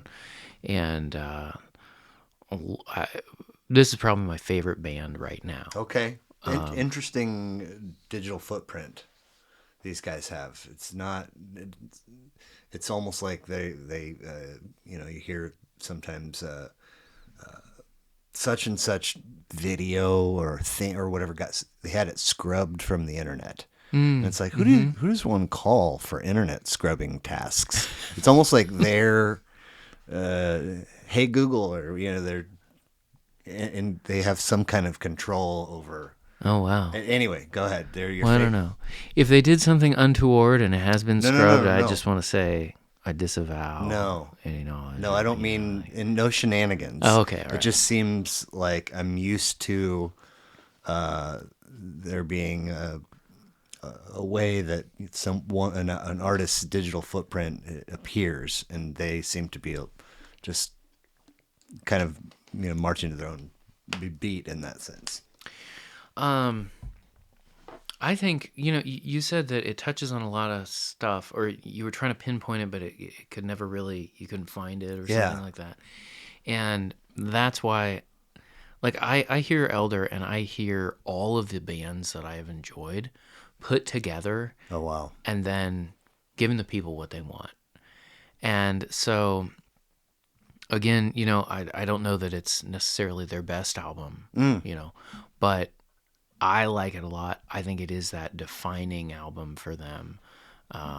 Could be, maybe not. They have so many incredible. I mean, you can hand me any of their albums except for the first one, where he's like doing a bunch of like doomy scream stuff, and I'm like, that's not really my cup of tea. But I was just, if somebody hasn't heard the song Sanctuary, if they're not familiar with the band, it's like, go listen to this song, just one song, but it's 11 minutes and 13 seconds long, and you've got incredible guitar tone. I mean, just from the get-go, these really great guitar riffs. This is where you get into I see you have Stony Doom's album up there. Yeah. Swaggy Roaches did an episode with me. He was episode 85. So, like this sort of stoner rock, doom, sludge vibes, and it just, you've got like Black Sabbath and they also play a mellotron, or they have mellotron-esque synthesizers. I don't know whether they're the real deal or what, Right. but for me it's like Led Zeppelin's No Quarter, pulled out of Houses of the Holy, and then they're making allusions to that, allusions Yes. to Led Zeppelin and Black Sabbath, but then also, a lot of other, you've got some space rock in there, some even like Shout out to John Paul Jones, by the way. It's No always kidding. Robert and Jimmy. It's like that dude's John playing. Paul Jones he's the guy pulling the whole thing together. I mean, 4, 5. I don't know how many instruments he was good enough at to. Yeah. Yeah, But absolutely bananas, and just like, hey, play the mellotron and hold down the bass line while literally everybody else goes off the rails. Yeah. John Bonham's not even playing with sticks anymore. Yeah. God knows what Robert Plant's doing over there. Jimmy Page, he's pulled out his bow again. Right. John Paul, can you just keep it all together? How do you wrangle these guys? And the answer is yes. Yes, I And can. he did, and it was and the bass playing on Houses of the Holy, I know we're not talking about that album, but is one of the, Song Remains the Same. That is one of the things that got me into playing bass because of John Paul Jones, the way he approaches filling those pockets that I feel like Jimmy. Bam, bam, bam, bam, bam. Right? Yeah. Let's see. Skiddling. Yeah. Skiddling. Scanning it. Yeah. Scanning it. Yeah. That's And it's not just. on key or in tune. Oh, yeah. but- I mean. But then.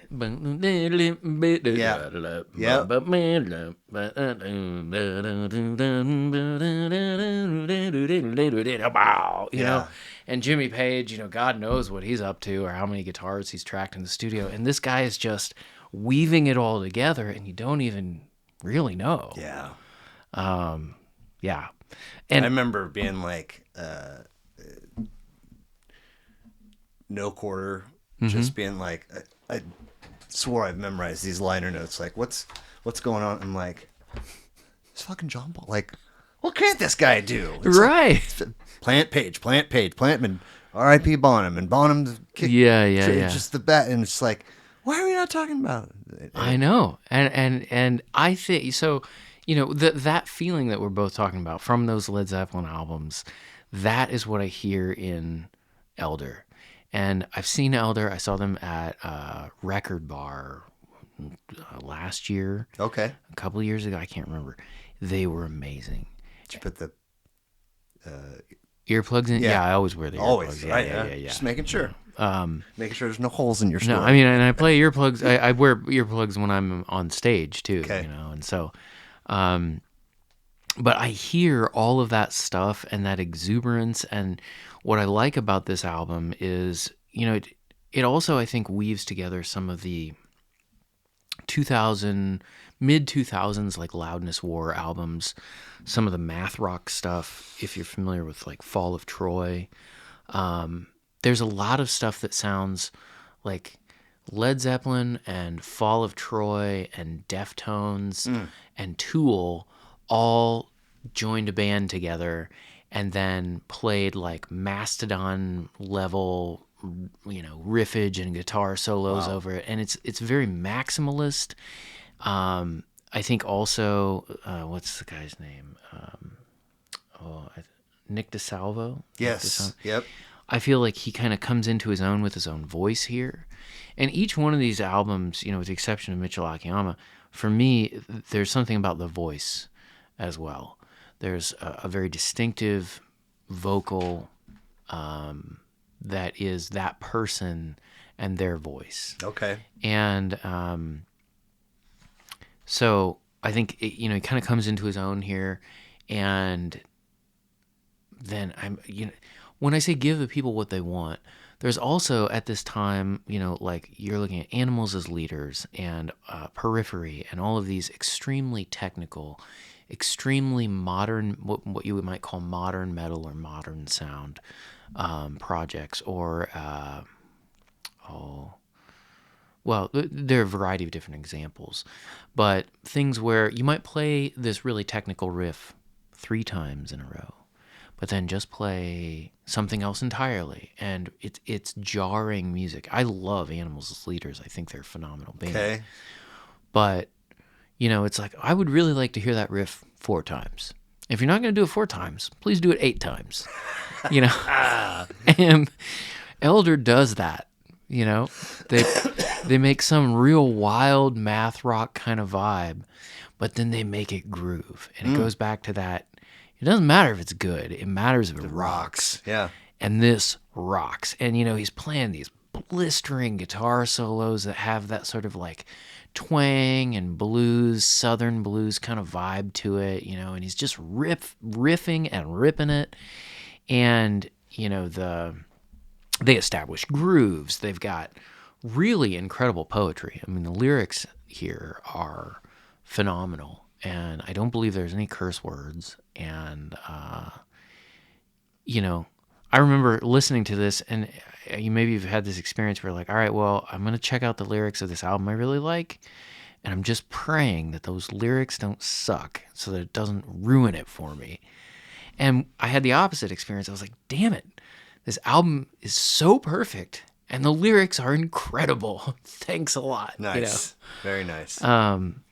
So I love that. And I had mentioned about mixing for different kinds of sounds and how do you do that. Mm-hmm. And this album, I think, is really incredible because it is such a mids-focused album. It has so much mid-frequency content. If you put this up against, any of the other albums that we're looking at here, you would hear a lot of high-end from the other stuff. You'd hear a lot of low-end information, which you might... An album that has a whole lot of low and a whole lot of high and not a lot of mid, you might call that a donut. Okay. And this is more of a hill right down the middle. So you get all this mid-frequency information. Almost comes off as sounding a little muffled. But what that does is to me, it translates very well on a cell phone. And it's kind of getting into that mixing of get back to the mids. Okay. And for a guitar player, mids are, it's not being mid, which is apparently a term now. This is like the opposite. That's cap, man. That's Yeah, cap, bro. no cap Yeah. on this subject. It's really, really good, and I love it. And let me see if I said anything else on here that I just can't go without. No, that's it. Okay. Yeah. Awesome. Listen to Sanctuary if you haven't listened to that song before. I've got one last little bit before we wrap, but I'm going to hit the restroom one more time. Great list, though. Thank you for sharing that. This last little bit is just a series of goofy questions, and then we'll get you out of here. All right. And the first one is you get to have lunch with anyone, dead or alive, you're choosing. Who are you choosing, and why? Probably my maternal grandfather. Okay. Never met him. Okay. Yeah, he died when my mom was in high school, and I'd just like to pick his brain. Yeah. Know about him. That's great. Yeah. True or false? It is okay and acceptable to wear the t-shirt of the band whose show you're attending.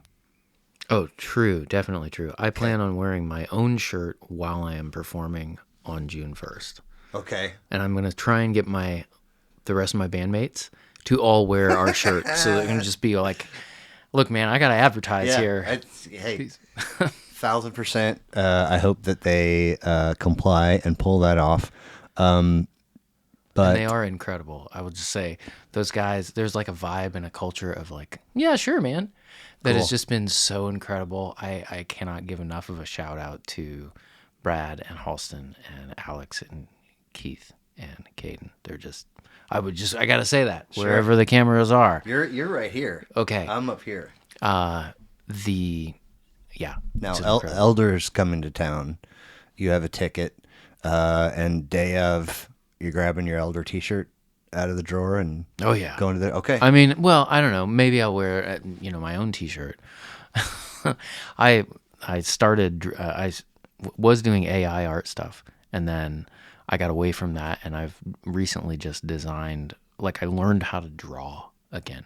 Because I write all the music, I engineer all the music, and after 25 years, it was like, you know what? I'm not going to have a computer get like 90% of the way. I'm just going to learn how to draw. Cool. And so I made a shirt design, and I actually placed the order this afternoon. Oh, nice. Yeah, like right before I came here. Very cool. So, nice. yeah. You're given the ability to visit your past self at any age you're choosing. What age are you choosing, and what are you saying?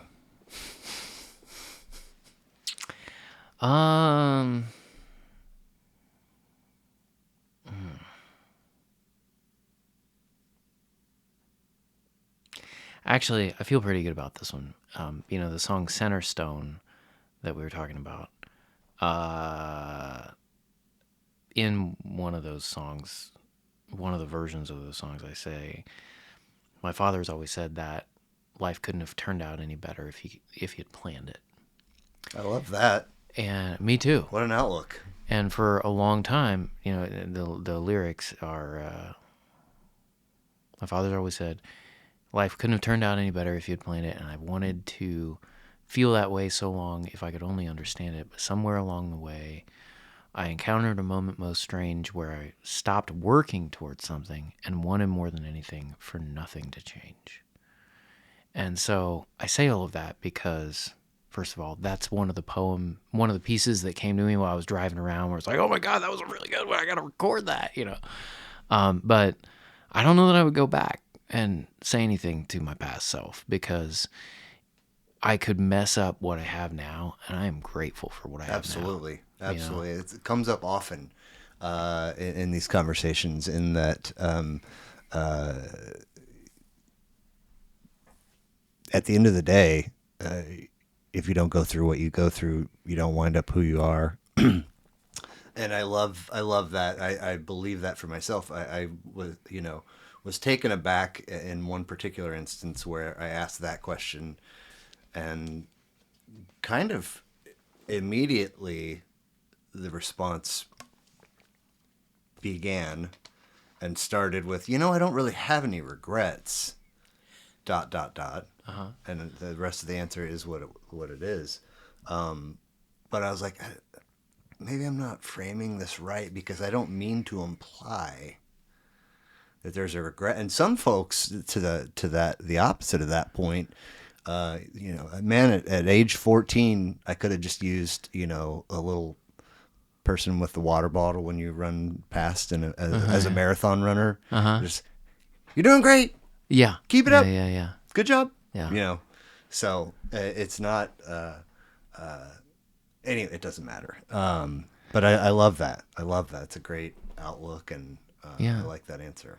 And that, like any one of those little things, there's an old story called The Sound of Thunder, a roar of thunder. Okay. And it's about this person who goes back in time, and he accidentally steps on a butterfly, and he changes the course of time, and he gets back in his time machine, and his buddy is upset because it has somehow reversed the election or something, and there are dinosaurs in it. It's pretty good.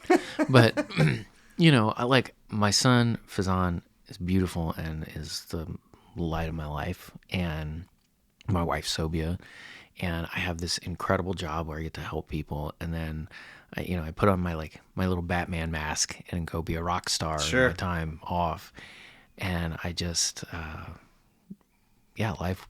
How do you spell your son's name? Fazan, Faizan. And how did you land on that? It came to my wife in a dream. She Cool. She studied Arabic as a child for many years, and so it's an Arabic name. Very nice. Yeah, sort of like Frank. Yeah. Yeah. But it means generosity. Okay. Yeah. Very cool. Yeah. Another true or false for you. Yeah. Heterosexual men and heterosexual women can and do have healthy platonic relationships with one another. Yeah. Yes, that's true. Okay. Yeah. That stems from this portion of there's a pair of gals that have a podcast, and then there's a trio of dudes that have their own podcasts, and the gals come on the dudes podcast, and they have a very nice, long-winded, healthy conversation about a lot of interesting things.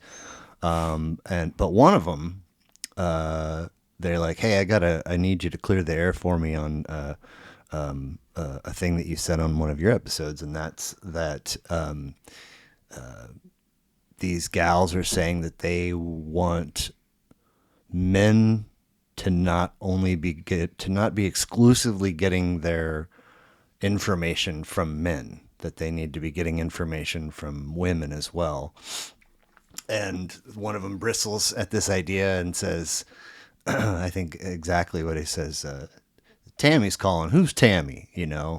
And so he's pushing back, right, on this notion, and the gal's response to that is, if you only view women as either a family member or somebody that you want to have sex with, then you don't value women.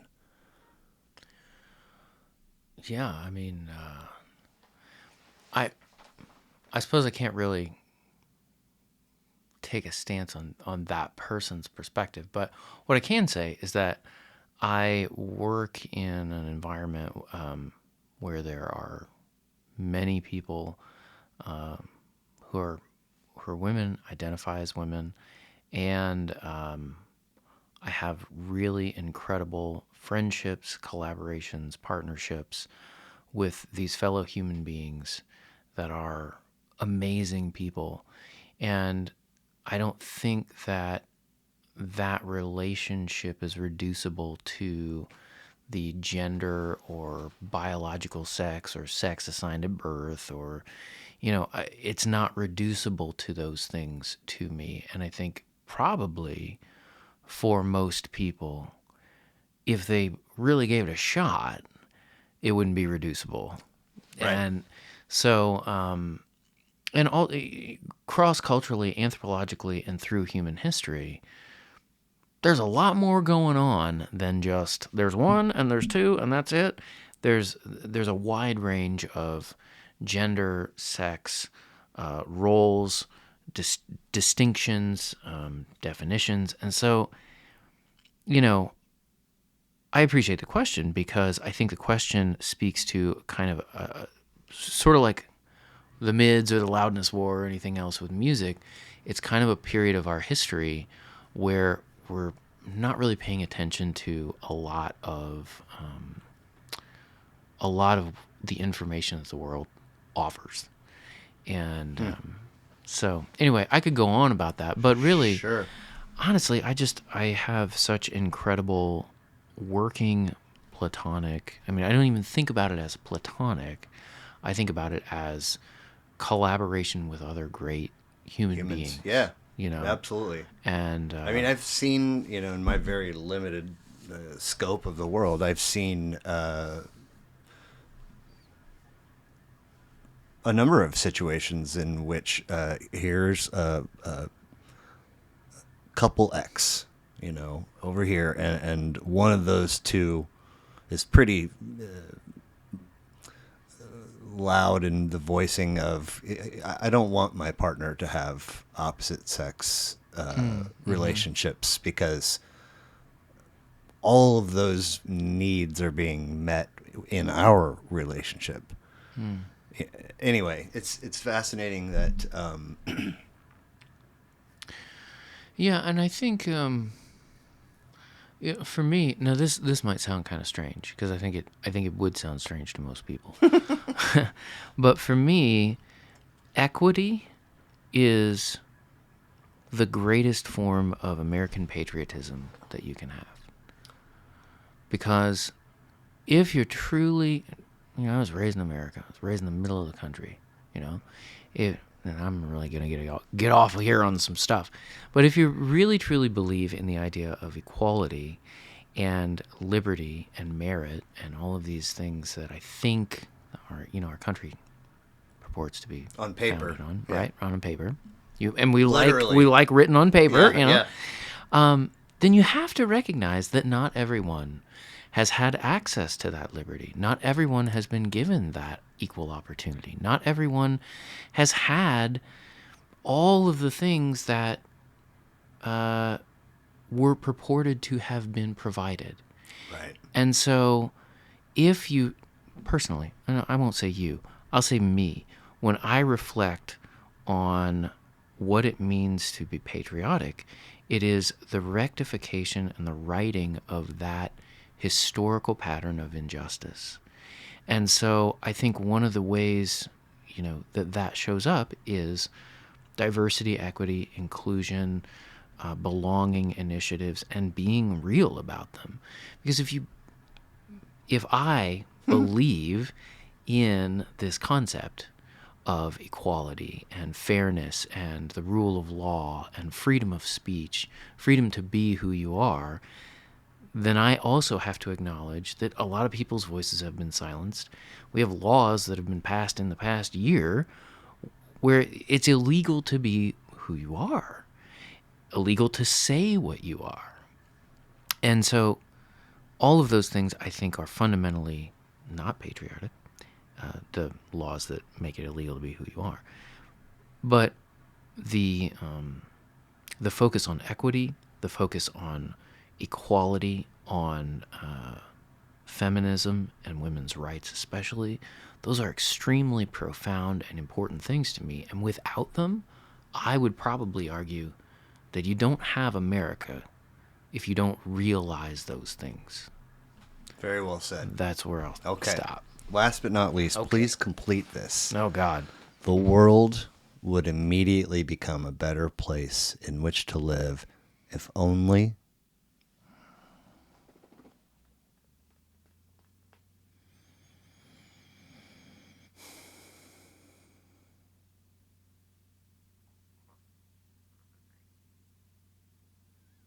It's not that deep, but it is over here.